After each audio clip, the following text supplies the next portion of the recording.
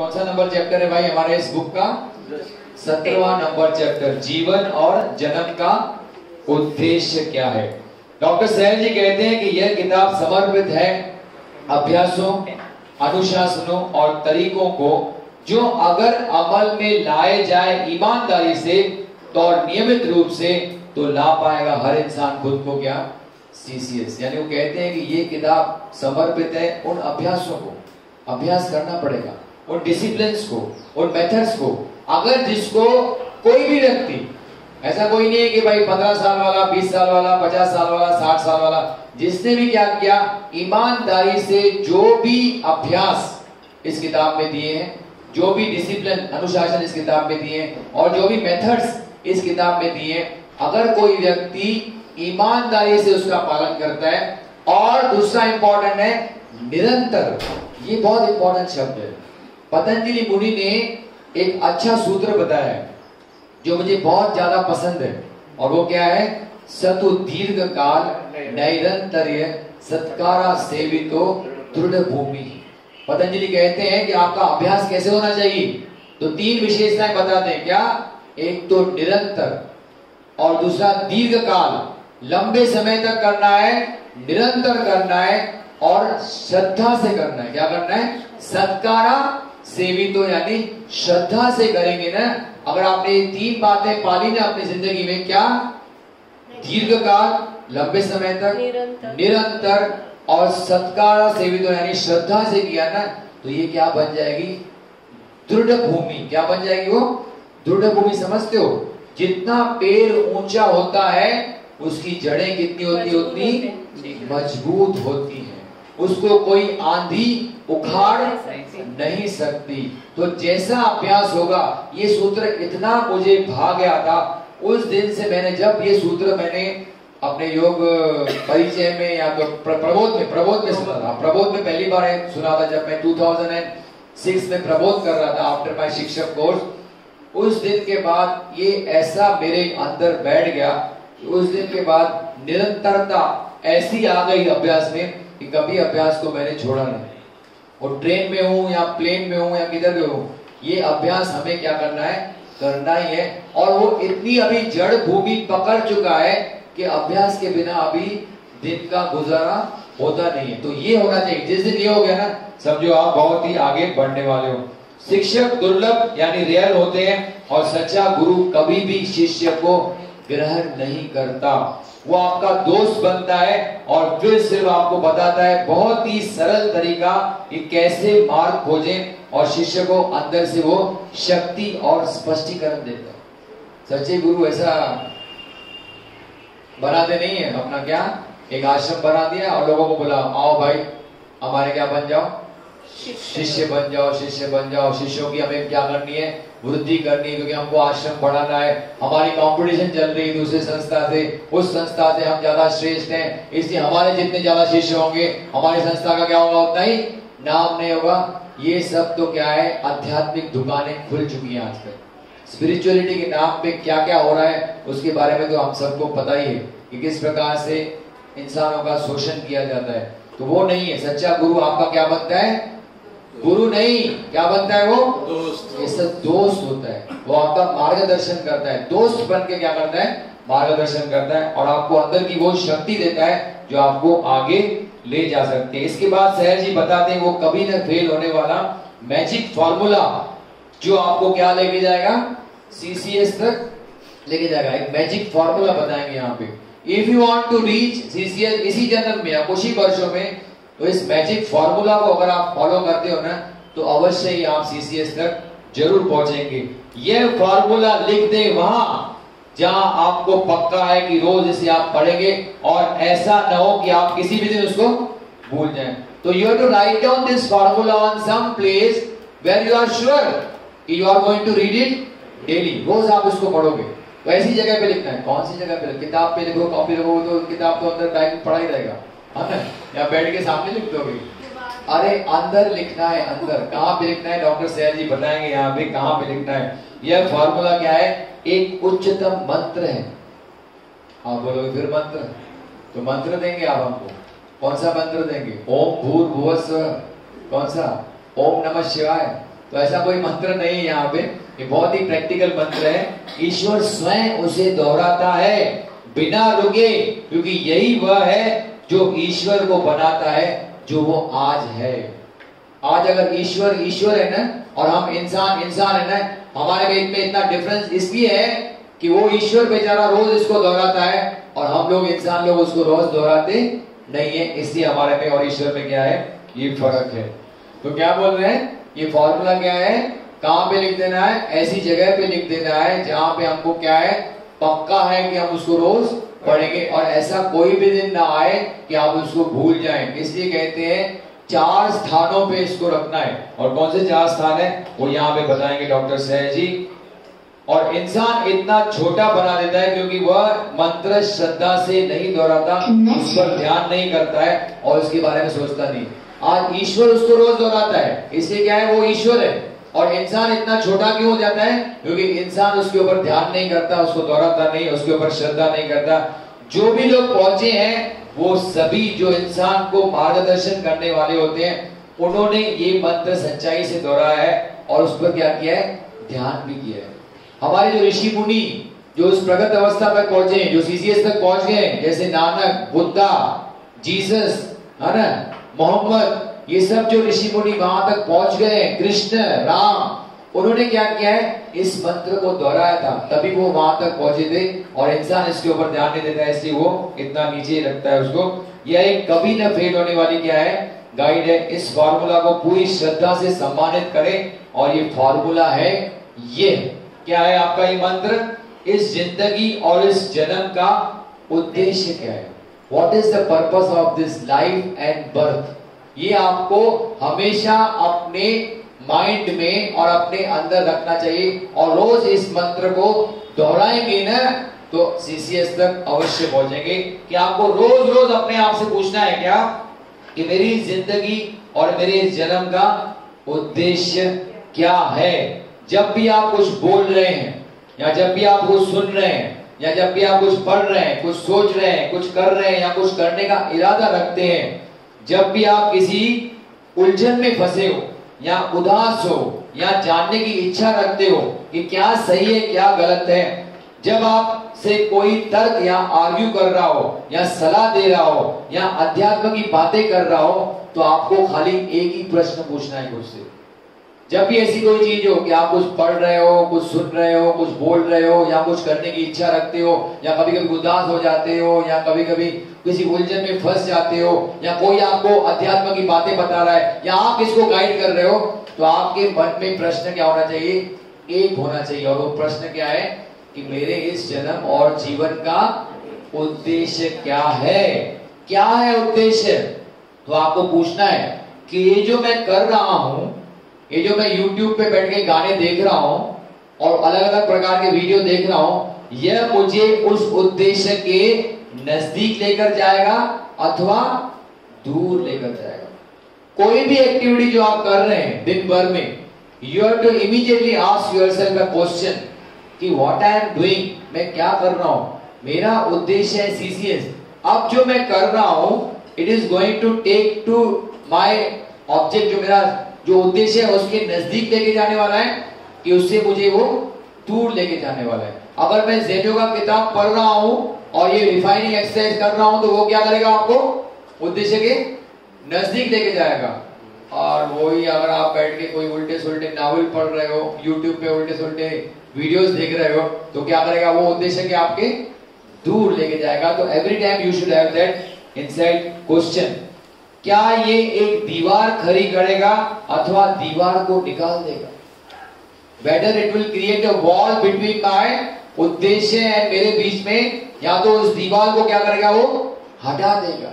अगर activities right कर रहे हो तो दीवार हटेगी, अगर एक्टिविटीज उल्टी कर रहे हो तो दीवार क्या हो जाएगी, जो नहीं थी वो भी क्या हो जाएगी, बढ़ जाएगी। तो हर टाइम जब आपके अंदर ये प्रश्न होगा कि मैं जो कर रहा हूं वो मेरे उद्देश्य के मुझे नजदीक लेके जाएगा कि नहीं, ये प्रश्न जब अंदर स्थापित हो जाएगा, फिर कोई गलत एक्टिविटी आपके माध्यम से कभी होगी नहीं। Because every time you are going to ask yourself, भाई what I am doing, what I am doing. Shivnandan हमेशा पूछोगे कि क्या कर रहा हूँ मैं, क्या कर रहा हूँ मैं, क्या कर रहा हूँ, क्या ये मेरा उद्देश्य है, क्या मेरा ये पर्पस ऑफ लाइफ को पूरा करने वाला है। अगर नहीं तो इमीडिएटली क्या करोगे, ट्रैक उसको बदल डालोगे और वापस अपने उस ट्रैक पे आ जाओगे जो ट्रैक आपको आपके उद्देश्य के नजदीक लेके जाएगा। इसलिए इससे पहले आपको अपने जीवन का उद्देश्य फिक्स कर देना है। क्या है उद्देश्य?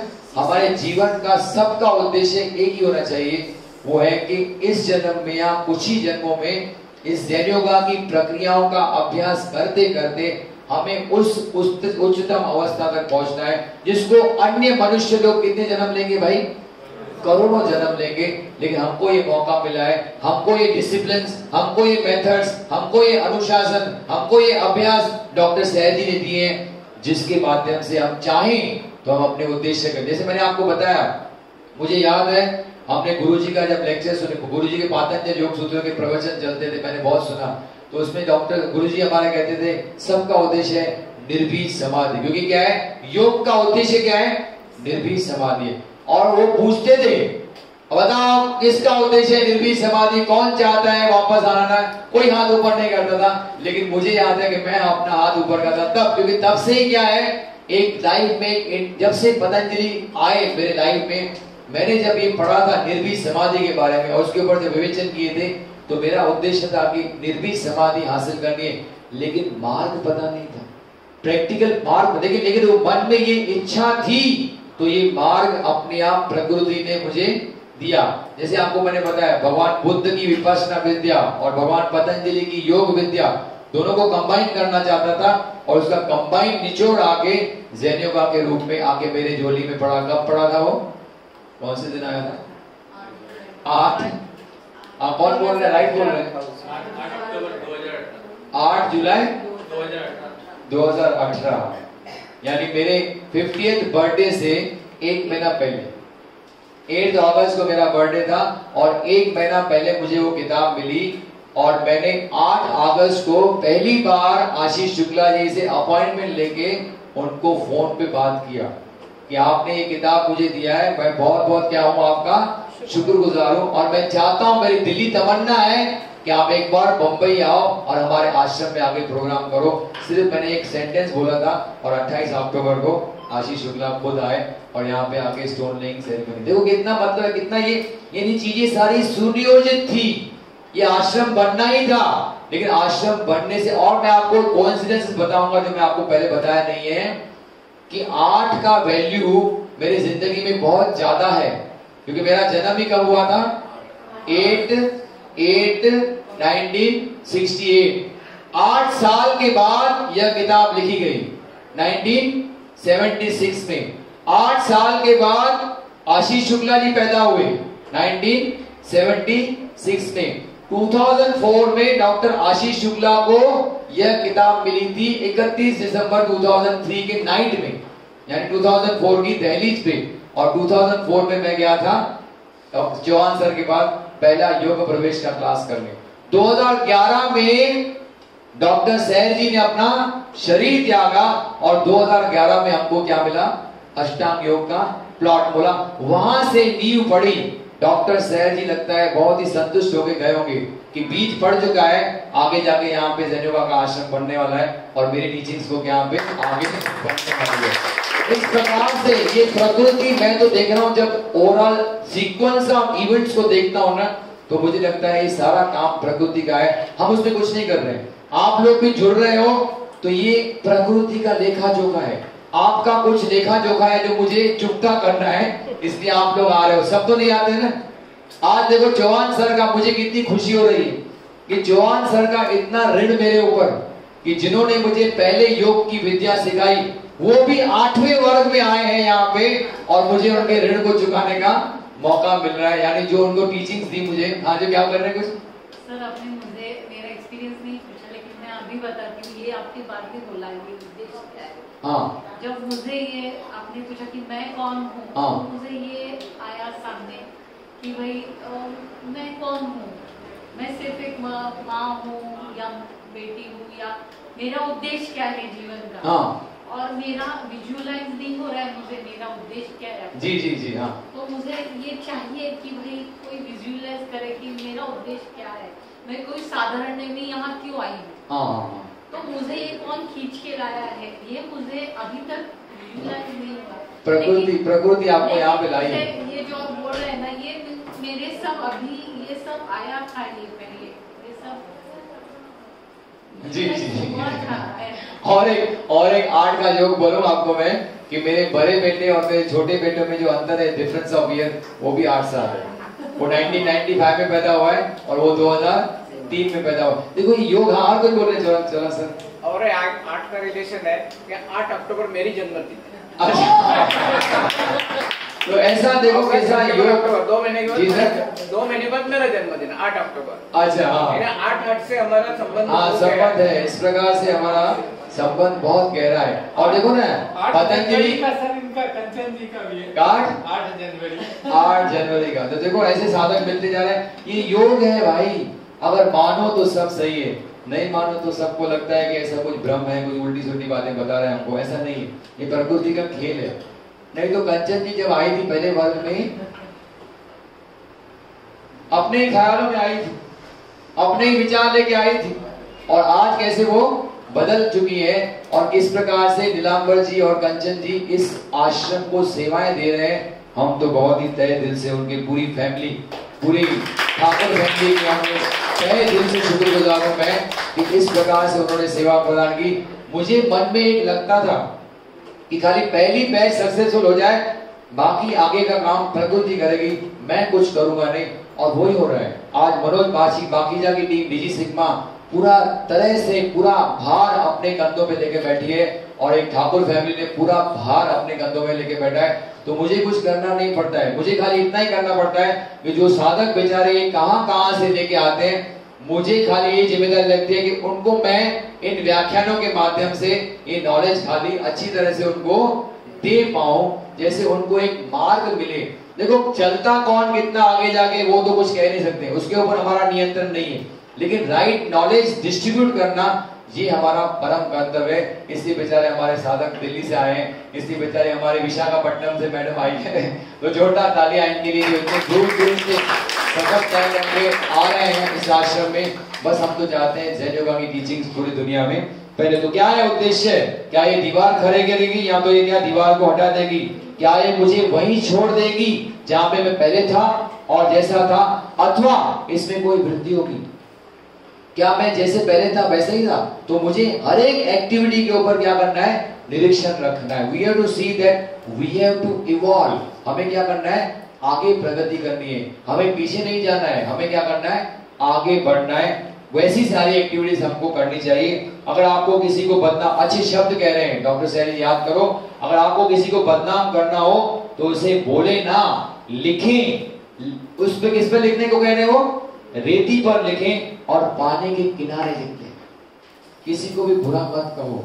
अगर आपको किसी के मन में आपके प्रति किसी के प्रति खुन्नस है ना, उसको आपको भावनाएं को दर्ज करना है, तो डॉक्टर सैर जी कहते हैं काम करो, ये खुन्नस बोलो तो मत, उल्टा सुल्टा किसको बोलना नहीं, इसको बदनाम करना नहीं। बदनाम करना ही होना तो क्या करना, उस आदमी का जो भी बदनामी आपके मन में अंदर चल रही फीलिंग्स, वो जाओ एक बीच पे जाओ, जू बीच पे, और वहां पे जाके रेत के किनारे क्या लिखो, मैं तुझसे नफरत करता हूं, पानी के किनारे लिख दो। 2 मिनट में पानी की झोलियां आ जाएगी और उसको क्या कर देगी, वो मिटा देगी। तो आपके अंदर जो भड़ास है ना, वो भी निकल जाएगी, और सामने वाले को आप कुछ बोलने के बदले उसका कुछ नुकसान भी नहीं करोगे। ऐसे ही कह रहे हैं, इस प्रकार से जाके पानी के रेत पे लिख दो, जैसे कोई इमीडिएटली पानी की झोलियां आएंगी उसको मिटा देंगी।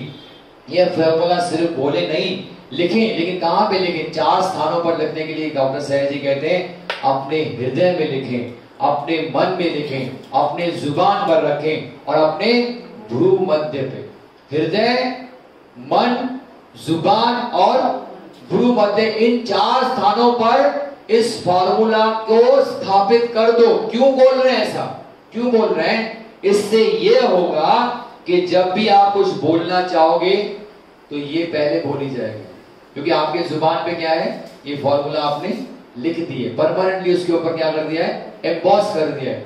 कि जब भी आप कुछ बोलोगे ना तो ऐसा कुछ नहीं बोलोगे जो आपके उद्देश्य के प्रति आपको लेकर न जाए, उसके विपरीत दिशा में लेके जाए। ऐसी कोई वाणी आपके मुंह से निकलेगी नहीं, क्योंकि जुबान पे आपका उद्देश्य लिखा पड़ा है। जब भी आपको सोचना चाहो तो ये पहला विचार होगा, क्योंकि क्या है, आपने मन में क्या कर दिया है, सेक्शन 1 में आय केंद्र में इसको क्या कर दिया है, स्थापित कर दिया है। मेरे जीवन और जन्म का उद्देश्य है सीसीएस, तो मैं ऐसी कोई भी क्रिया नहीं करूंगा जो मुझे सीसीएस तक पहुंचाने में बाधा डाले। तीसरा क्या होगा, अगर आपने उसको दिल में रख दिया है, क्या कर दिया आपने, हृदय में रख दिया है, तो आप किसी चीज में, जब भी आप किसी चीज में उत्सुक होंगे तो यह पहले खोजी जाएगी।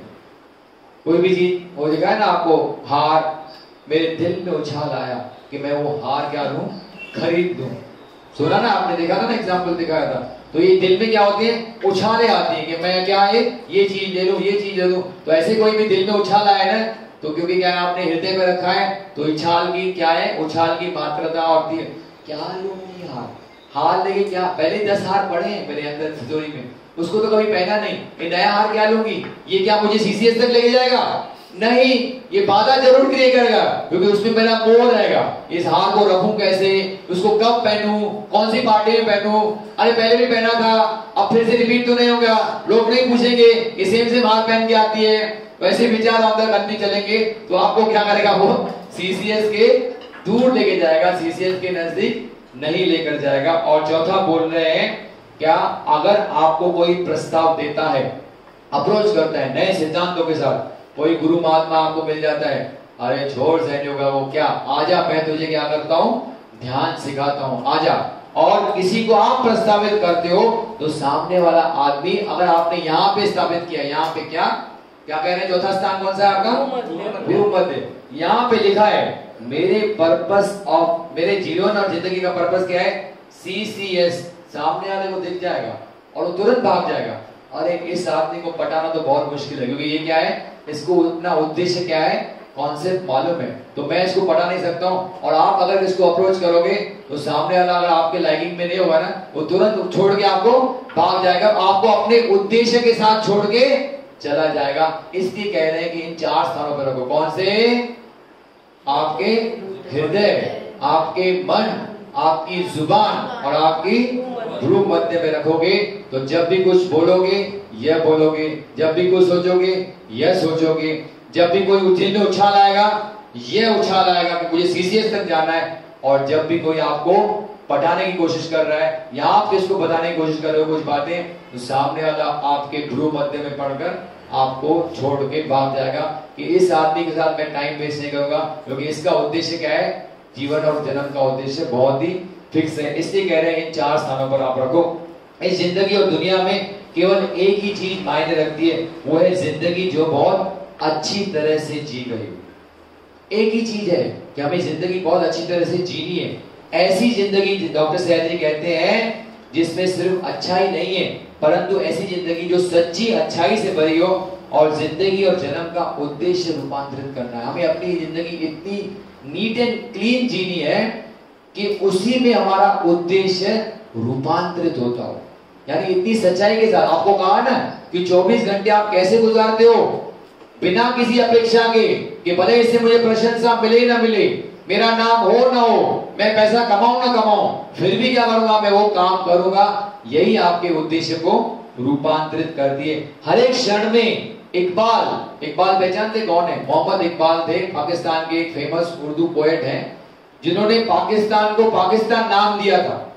वो लिख रहे हैं बहुत ही अच्छे वर्ड्स, क्या बता रहे हैं, हर एक क्षण में जिंदगी के बहाव में। ये इकबाल को लिखा जब उन्होंने कहा, ओ इंसान अपनी जिंदगी ऐसी अच्छी तरह से जिए और अपनी जिंदगी इतनी अनुकरणीय हो कि खुदा खुद आपके पास आकर पूछे, क्या पूछे खुदा, कि मैं तुम्हारे लिए क्या कर सकता हूं। अपनी जिंदगी, आप अपनी जिंदगी का स्तर इतना ऊंचा करो, है ना, अपनी लौ को इतना ऊंचा करके चलो कि उस खुदा को भी कम, जैसे सैयद जी ने अपनी जिंदगी को इतना ऊंचा जिया था, उनके मन में इतने प्रश्न थे जो इतने ढूंढ रहे थे, तो उस खुदा को क्या हो गया, उनके ऊपर दया आ गई और उन्होंने अपने बंदे को भेजा और उनको पूछा, बंदे तेरे को क्या चाहिए बोल।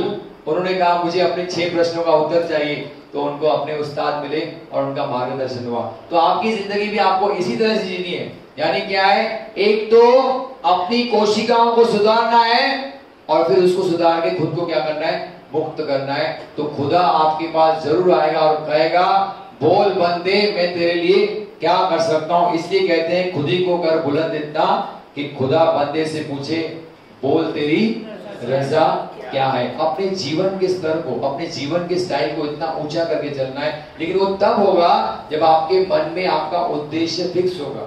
और मुझे बहुत खुशी होती है कि डॉक्टर सहज जी ने आपको उद्देश्य दे दिया है। अब खाली चलने की देरी हमारी तरफ से। उद्देश्य मिल चुका है, मार्ग दिया है, फॉर्मूला दिया है। अब अगर हम नहीं चलते हैं तो इसमें गलती हमारी है, डॉक्टर सहज जी की उसमें कोई भी गलती नहीं है। तो सीसीएस तक पहुंचना बहुत आवश्यक है। यह पहले बिल्कुल आवश्यक है कि महत्वपूर्ण निश्चित लेवल तक पहुंचा। हम स्वयं से पूछते रहना चाहिए क्या कि हमारी जिंदगी और जन्म का उद्देश्य क्या है। अगर सीसीएस तक पहुंचना है ना, तो रोज रोज अपने को ये सवाल खुद से पूछना ही है कि what is the purpose of my life and birth. ईबीएससीएस में अब लोग पूछते हैं, शॉर्टकट नहीं है। कुछ लोग पूछेंगे अच्छा भाई आपने बोला 5 फार्मूला बताई, E B S T S, इसमें कोई शॉर्टकट है क्या? 1-2 चीज हम छोड़ सकते हैं? तो वही कहते हैं ये स्वाभाविक क्वेश्चन है। डॉक्टर सहज जी कहते हैं कि ईबीएससी में नींद और खाने में कटौती की क्या जरूरत है, क्या इसके बिना काम नहीं चलेगा? कुछ लोग नींद के इतने आदती हैं और कुछ लोग खाने के इतने आदती हैं कि उनकी आदतें छूटती नहीं है। तो वो ये प्रश्न जरूर करेंगे, डॉक्टर सहज जी को मालूम है। वो क्या पूछेंगे कि भाई चलो हम आपका कह रहे हो चलो सेक्स को कंट्रोल कर लेंगे, है ना, आप कहते हो चलो किताब को पेट में रखो, हम वो भी कर लेंगे, चलो 3SR भी कर लेंगे। आप कहते हो ड्रिफ्ट वॉचिंग करो, चलो आंख बंद करके बैठ जाएंगे और ड्रिफ्ट वॉचिंग भी कर लेंगे। तो ये नींद और खाने के बारे में क्यों बोलते हो हमको? वो तो हमको खाने दो, नींद तो हमको करने दो। तो ये कहते हैं डॉक्टर सहज जी कहते हैं कि ये सवाल स्वाभाविक है, अच्छा है। लोग पूछेंगे, कोई गलती नहीं है उसमें, क्योंकि लोगों को शॉर्टकट तो चाहिए। और यही 2 चीज है जिसका सबसे बड़ा आकर्षण लोगों को रहता है, क्योंकि भूसा भरा भरा है अंदर। क्या डॉक्टर लोगों ने भूसा भर दिया है, 8 घंटे नींद जरूरी है, 3 बार नहीं खाओगे तो कमजोर पड़ जाओगे और फिर बीमार हो जाओगे। लेकिन डॉक्टर सहज जी कहते हैं हालांकि ये ऐसा ही है, वो एक कल्पना करने को कहते हैं एक थर्मामीटर के बारे में जिसमें निशान किया गया है 0, 50, 100, 150 और 200। और सामान्य टेम्परेचर हमारा कितना रहता है भाई? बिलो 100 होना चाहिए। आजकल तो सबको पता चल गया, जब से कोरोना आया तो सबको टेम्परेचर पता चल गया। पहले जमाने में टेम्परेचर पता नहीं था और सबको ऐसा पकड़ के शूट करते हैं सब गन से। क्या है तुम्हारा टेम्परेचर? 98.3, चलो नॉर्मल है, जाओ, कोरोना नहीं है तुम्हारे को। तो ये 98.3 क्या है, 98.6 क्या है, ये नॉर्मल, यानी अल्टीमेटली बिलो 100 होना चाहिए। ये नॉर्मली सबको पता है। तो इसी थर्मामीटर की कल्पना करने को कहते हैं, इसमें सामान्य होना चाहिए, 100 से क्या होना चाहिए, कम होना चाहिए। अब डॉक्टर सहज जी एक थर्मामीटर की कल्पना करने के लिए कहते हैं, वो कहते हैं मान लीजिए कि 100 एक रक्षा बिंदु है और उससे ऊपर का तापमान क्या है, खतरनाक है। क्योंकि जैसे ही 100 से ऊपर गया यानी आपका टेम्परेचर बढ़ गया। तो हमको ये देखना है कि थर्मामीटर का टेम्परेचर क्या होना चाहिए, 100 के नीचे बनाए रखें। तो अनुभव से डॉक्टर सहज जी बताते हैं कि एक से ज्यादा भोजन या एक भारी भोजन या दोपहर के बदले रात का भोजन इसे 100 से ऊपर लेके जाएगा। वो निर्भर करता है आपकी अटैचमेंट कितनी है, आपकी आसक्ति कितनी है। अगर आप ज्यादा खाते हो एक ही समय में, या दोपहर के बदले रात को खाते हो, या बार बार भोजन खाते हो, तो ये टेम्परेचर का जो थर्मामीटर का टेम्परेचर क्या करेगा, उसको 100 से ऊपर लेकर जाएगा हर बार जब आप ज्यादा खाओगे। दूसरा अनुभव ये बताता है कि अगर 6 घंटों से ज्यादा नींद या अनुचित समय पर सोने से भी इसे 100 के ऊपर ले जाएगा। यह निर्भर करता है कि आप उसमें अटैच कितने हो, आपकी इन्वॉल्वमेंट कितनी है, नींद के प्रति आपका आकर्षण कितना है। तो हर टाइम जब आप ज्यादा सोते हो या गलत समय पे सोते हो, ज्यादा खाते हो या गलत समय पे खाते हो, तो इस टेम्परेचर जो थर्मामीटर की रीडिंग है वो क्या हो जाती है, 100 से ऊपर जाती है। एक फैक्टर आया 100 से ऊपर गई, दोनों फैक्टर साथ में आए, यानी नींद भी गलत समय पे करते हो, खाना भी गलत समय पे खाते हो, खाना भी ज्यादा खाते हो, तो दोनों मिल गए तो क्या हो गया, टेम्परेचर 150-200 तक चलने जाएगा, क्योंकि दोनों फैक्टर्स क्या हो जाएंगी, कंबाइन हो जाएंगे। इसलिए कहते हैं कि अनुभव यह भी बताता है कि एक और दोनों में अगर हम आसक्त हो गए तो ये संख्या 200 तक क्या हो सकती है, चली जाएगी।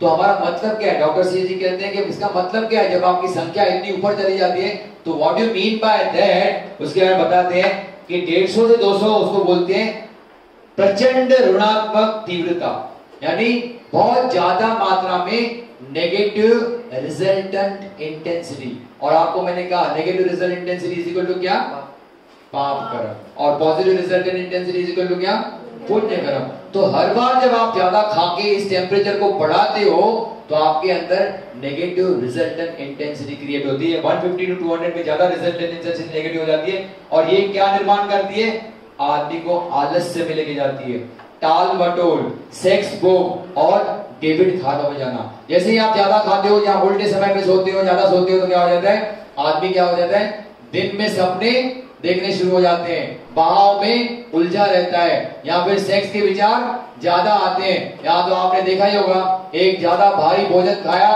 और सडनली क्या हो गया, लेक्चर में क्या हो जाती है, नींद आने लगती है। तो आलस्य होता है ना, तो ज्यादा खाने से आलस्य निर्माण होता है, आदमी पास के डेबिट खातों में यानी इमोशन सेंटर में ज्यादा जाता है। तो ये होता है ज्यादा नेगेटिव रिजल्टेंट इंटेंसिटी का परिणाम। और वो क्यों होता है, क्योंकि हम लोग ज्यादा सोते हैं या ज्यादा खाते हैं, या तो गलत समय पे खाते हैं और गलत समय पे सोते हैं। 100 टू 150 क्या होता है, इसको बोलते हैं नेगेटिव रिजल्टेंट इंटेंसिटी। वो हाई नेगेटिव रिजल्टेंट इंटेंसिटी था कौन सा, 150 टू 200, और 100 टू 150 क्या होता है, नेगेटिव रिजल्टेंट इंटेंसिटी होता है। और ये क्या निर्माण करता है, बैठा है और आदमी क्या कर रहा है, बोर होता है ना। जमाई का कारण क्या है, बोरियत। अगर कोई यहाँ पे जमाई देता है, मुझे तो लकीली लगता है कोई भी यहाँ पे जमाई नहीं दे रहा है इतने दिनों से, 2 दिनों से मैं देख रहा हूँ, कोई न जमाई देख रहा है न कोई सो रहा है, यानी इसका मतलब है आप एक बार बोर भी नहीं हो रहे हो और आपको आलस्य भी नहीं हो रहा है, क्योंकि आपने क्या किया है, अपने बैटरी को पूरा चार्ज कर दिया है ना। रोज 3 स्टेप का अभ्यास 2 दिनों से कर रहे हो, रोज योग का अभ्यास कर रहे हो, और रोज इतनी अच्छी बातें सुन रहे हो, तो उससे क्या हो गया, आपकी नेगेटिव रिजल्ट इंटेंसिटी क्या हो गई है, पॉजिटिव हो गई है। इसलिए किसको आलस से नहीं आ रहा है। लेकिन जो ऐसी रिजल्ट इंटेंसिटी होगी तो क्या हो जाएगा, जमाई लेना, दिन में सपने देखना, भुलक्कड़पना, हम भूल जाते हैं क्योंकि ज्यादा खाएंगे, गलत समय पे सोएंगे तो भुलक्कड़पना होता है। और सेक्स भोग की क्या हो जाती है, इच्छा निर्माण हो जाती है। और अगर नियमित रूप से हमने 3SRD का 24 घंटों के लिए अभ्यास किया और सुधारात्मक तरीके अपनाए, तो हम क्या कर सकते हैं, इसको, इस नेगेटिव रिजल्ट इंटेंसिटी को किसमें कन्वर्ट कर सकते हैं, पॉजिटिव में कन्वर्ट कर सकते हैं। इसलिए हमको क्या करना है, ये नींद और खाने के ऊपर नियंत्रण करना ही पड़ेगा। There is no shortcut for this, तो डोंट आस्क फॉर शॉर्टकट कि why to control over sleep, why to control over food, ये आपको करना ही पड़ेगा। आप क्यों चाहते हो अपने कार्य को ज्यादा मुश्किल बनाना, ज्यादा सोकर और ज्यादा गलत समय पे सोकर, या ज्यादा खाकर या तो गलत समय पे खाकर, यही डॉक्टर सैयद जी बताते हैं। और एक एग्जांपल बताते हैं यहाँ पे कि बिजली के बहाव को नियंत्रण करने के लिए हमको क्या करते हैं भाई, रुपेश, फ्यूज वायर लगाते हैं। जैसे वो अगर कोई शॉर्ट सर्किट हो तो ज्यादा डैमेज न हो, तो इसी कहते हैं जो फूटकर नुकसान को होने से क्या करती है, बचाती है। यह फ्यूज ऑटोमेटिकली सेट किए जाते हैं जब काल्पनिक थर्मामीटर जो हमारे उदाहरण के लिए है वो 100 की संख्या पर रहता है।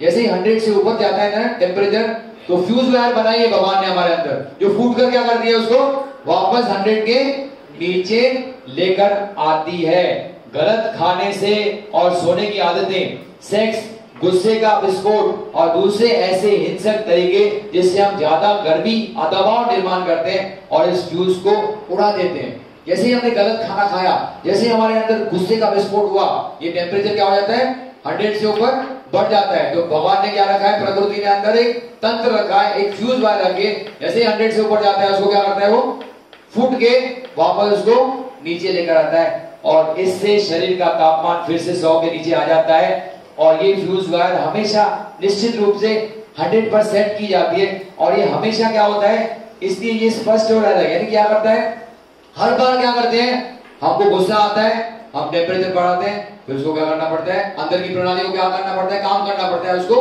वापस नॉर्मल लाने के लिए।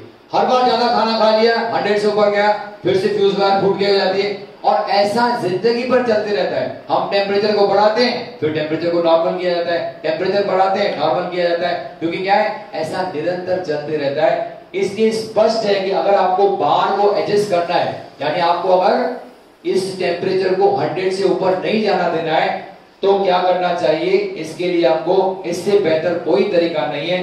यही तरीके हैं जो आपके टेम्परेचर को कभी 100 से ऊपर जाने नहीं देंगे। उसका मतलब क्या है, एक बार दोपहर को भोजन करना, रात 11 से 5 के बीच में सोना, और 3 टप्पे लयबद्ध श्वसन का अभ्यास करना, और ड्रिफ्ट वॉचिंग करना, और सुधारात्मक तरीके अपनाना। इससे बेहतर कोई तरीका नहीं जो आपके टेम्परेचर को कभी 100 से ऊपर जाने नहीं देगा।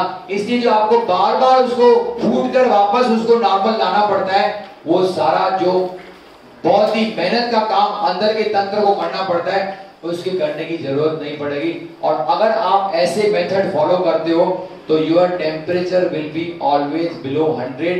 तो there is no need for fuse wire to get broken and to bring back your temperature to below 100। इसलिए कहते हैं कि इन चीजों का अभ्यास करना चाहिए, यह आपके टेम्परेचर को कभी भी 100 से ऊपर बढ़ने नहीं देगा। डॉक्टर सहज जी कहते हैं, अंतिम कुछ वर्ड्स हैं इस चैप्टर के, कि हमने मनुष्य योनि में जन्म लिया है तो ये अनुशासित मार्ग आवश्यक है। Why these disciplines are important? Because हमने अपनी इच्छा से मनुष्य योनि में जन्म लिया है, इसलिए ये अनुशासन, ये डिसिप्लिन, यानी खाने का डिसिप्लिन, सोने का डिसिप्लिन, सेक्स का डिसिप्लिन, श्वसन का डिसिप्लिन, ड्रिफ्ट वॉचिंग का यानी थिंकिंग का डिसिप्लिन हमें फॉलो करना ही पड़ेगा, क्योंकि हमने मनुष्य योनि में क्या किया है, जन्म लिया है। नहीं तो क्यों नहीं हम जंगली जानवर होकर स्वतंत्रता से आनंद लें। आज जंगली जानवरों को ऐसे रूल्स फॉलो नहीं करने पड़ते हैं, वो स्वतंत्रता से अपनी जिंदगी गुजारते हैं। लेकिन एक पालतू जानवर को भी नियम पालन करने पड़ते हैं। एक पालतू कुत्ता हो और पालतू घोड़े को भी क्या करना पड़ता है, अनुशासन में जीना पड़ता है। यहाँ तक कि एक जानवर को भी भुगतान करना पड़ता है असंयमित रहने का अपनी जिंदगी में। अगर एक पालतू जानवर भी, हमारे पास एक कुत्ता था जिसका नाम था ऑस्टिन, कुछ लोगों को पता है जो पहले से यहाँ पे आते हैं, उसका एग्जाम्पल एकदम लाइव बताता हूँ आपको। उसको मीठे खाने का बहुत शौक था। जब भी कोई केक कटे, किसका बर्थडे आए, तो सारा टाइम घूमता था उस केक के आजू बाजू में, कब ये केक कटेगा और कब मुझे केक मिलेगा। जहां साहब तो एक्सपीरियंस है, पूजा को बहुत बड़ा एक्सपीरियंस है उसका वो बेचारी पहले दिन से बहुत डरती थी उससे, तो उसको ये आदत थी मीठे खाने का, और कभी भी वो ज्यादा मीठा खा ले, इमीडिएटली उसका क्या हो जाता था, पाचन बिगड़ जाता था, उल्टियां करता था, और 2 दिन उसको फिर खाना बिल्कुल बंद कर देता था। तो कहने का मतलब क्या है, एक पालतू जानवर भी अगर अनुशासन में नहीं चलता है और अपने नियमों को ब्रेक करता है तो उसको भुगतान करना पड़ता है। हम मनुष्य हैं, अगर हम अपने डिसिप्लिन को फॉलो नहीं करेंगे तो हमको अनेक रोगों से भुगतना ही पड़ेगा, क्योंकि हम हमेशा क्या कर रहे हैं, अपने टेम्परेचर को क्या कर रहे हैं, बढ़ा देंगे। तो इसको टेम्परेचर को कंट्रोल रखने के लिए, विद्युत वायर को, फ्यूज को उड़ने न देने के लिए हमें क्या करना चाहिए, ये नियमित संयमित जीवन जीना जरूरी है। इस धरती पे कहते हैं डॉक्टर सहज जी, आत्म सुधार यानी सेल्फ इंप्रूवमेंट और आत्म विकास यानी सेल्फ इवोल्यूशन का व्यापार सबसे लाभदायक होता है, लेकिन अगर आप सही तरीके से इस्तेमाल कर रहे हैं तो। There is no other business which is more fruitful than self improvement and self development, self evolution। हमें अपने आप को क्या करना है, खुद इवॉल्व करना है, हमें अपने आप को क्या करना है, खुद इंप्रूव करना है। ये सबसे बेस्ट बिजनेस है, बिकॉज उस बिजनेस में तो हम क्या करेंगे, कुछ पैसे कमा लेंगे, लेकिन इस बिजनेस में अगर हम लोग इस बिजनेस में आते हैं तो क्या करेंगे, अपने सबसे बड़ा चीज कमाएंगे, वो है हमारे शरीर का आरोग्य और मन में सामंजस्य और मन की शांति मिलेगी। इसलिए डॉक्टर सहज जी कहते हैं कि इससे अच्छा बिजनेस कोई और हो ही नहीं सकता है कि आप ऐसे कदम उठाओ जिससे आपका क्या हो, सेल्फ इवोल्यूशन हो, जिससे आपका क्या हो, सेल्फ इंप्रूवमेंट हो। इससे बेहतर बिजनेस कोई नहीं हो सकता। लेकिन उसके लिए, बिजनेस करने के लिए, कोई भी बिजनेस करना है तो उसके राइट तरीके आपको मालूम होना चाहिए। तो राइट तरीके डॉक्टर सहज जी यहाँ पे दे रहे हैं कि there is no other right तरीका देन टू फॉलो EPSTS। और अगर उसको फॉलो करते हो तो आपका बिजनेस, यानी बिजनेस कौन सा, बाहर का बिजनेस नहीं, self improvement and self evolution का जो बिजनेस है ना, वो सबसे फ्रूटफुल बन सकता है। वो डॉक्टर सहज जी कहते हैं शुरू करें, आखिरी सेंटेंस बता रहे हैं इस चैप्टर का, शुरू करें अगर आपने अब तक संकोच किया हो और भगवान आपके साथ रहे। हमेशा कहते हैं कि आप सिर्फ एक कदम उठाओ, आप सिर्फ एक कदम उठाओगे, प्रकृति आपकी तरफ 10 कदम उठाएगी। हमने सिर्फ एक सोच मन में लाई कि हमें जैनियों का आश्रम बनाना है, प्रकृति ने कैसे कैसे खेल खेले। आपको मैंने बताया कि हम लोग अप्रैल में इनॉग्रेशन करने वाले थे, 7 अप्रैल को, वो जाके इनॉग्रेशन टल गया कहां पे, 20 दिसंबर को। क्यों आ गया? प्रकृति ने बड़ा एक महामारी यानी पूरे दुनिया में फैला दी, क्या, कोरोना वायरस, जिसके कारण हमारा ये इनॉग्रेशन डिले हो गया। लेकिन वो चाहती थी कि हमारा काम बहुत ही अच्छी तरह से हो और यहाँ पे जैसे साधक आए तो एक ऐसा एटमॉस्फेयर मिले जहाँ पे लोग आने के बाद विद्या ग्रहण करें। इसका नाम है ज़ेन योगा। अंतिम पंक्तियां कहते हैं डॉक्टर सहज जी, ये इस विचार गंभीर सोच के लिए कहते हैं, लीजिए, बहुत अच्छा विचार दिया है डॉक्टर सहज जी ने। क्या कि दिव्य वास्तविकता यानी डिवाइन रियलिटी के आध्यात्मिक जल में रोज आध्यात्मिक डुबकी मारने से कुछ भी कम नहीं है, जो पिघाल पाएगा विरुद्ध पर्दों को और रास्ता खोल पाएगा शुद्ध ज्ञान का। इसको समझना बहुत ही इंपॉर्टेंट है कि रोज आपको क्या करना है, दिव्य वास्तविकता यानी डिवाइन रियलिटी के आध्यात्मिक जल में रोज डुबकी मारनी है। तो ये दिव्य वास्तविकता का आध्यात्मिक जल क्या है भाई? ये दिव्य वास्तविकता का आध्यात्मिक जल है, ये EBSTS में। ये EBSTS में आपको क्या करना पड़ेगा, रोज डुबकी मारनी पड़ेगी। इससे क्या हो जाएगा, क्या बोलते हैं यहाँ पे कि विरुद्ध पर्दे क्या हो जाएंगे, पिघल जाएंगे और शुद्ध ज्ञान का रास्ता खुल जाएगा। उसका मतलब क्या है? उसका मतलब क्या है? विरुद्ध पर्दे कौन से हैं हमारे अंदर? कौन से हैं विरुद्ध पर्दे? ये I और ES, ये क्या है, विरुद्ध पर्दे हैं।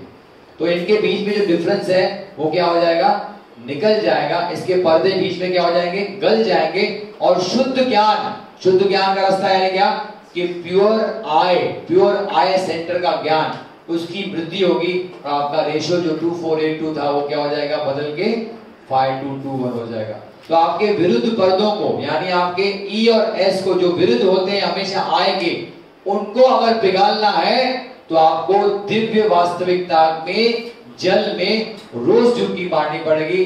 कोई भी ऐसा दिन ना हो कि आप EBSTS का पालन न करो। EBSTS का पालन करोगे तो क्या हो जाएगा, CCS तक पहुंच के ही रहोगे। तो पूरे ज़ेन योगा को अगर हम समरी कहें तो क्या कह सकते हैं भाई, एक कुछ शब्दों का खेल है, एक कुछ यानी अल्फाबेट्स का खेल है। ज़ेन योगा को अगर फाइनली आप डिफाइन करके कहना चाहते हो तो it's a matter of few alphabets. क्या है अल्फाबेट्स भाई? हमने क्या फॉलो किया अल्फाबेट्स कि ज़ेन योगा में हमारा टारगेट क्या है, CCS। उसके लिए मार्ग क्या है, EBSTS। उसके लिए किस पर काम करना है, IESM। तो यही अल्फाबेट्स हैं कि टारगेट CCS, मार्ग EBSTS और काम करना है IESM पे। ये करेंगे तो हम क्या पहुंच पाएंगे, अपने टारगेट को पहुंच पाएंगे। तो पूरे ज़ेन योगा को समराइज करेंगे ना तो इन्हीं अल्फाबेट्स का खेल है।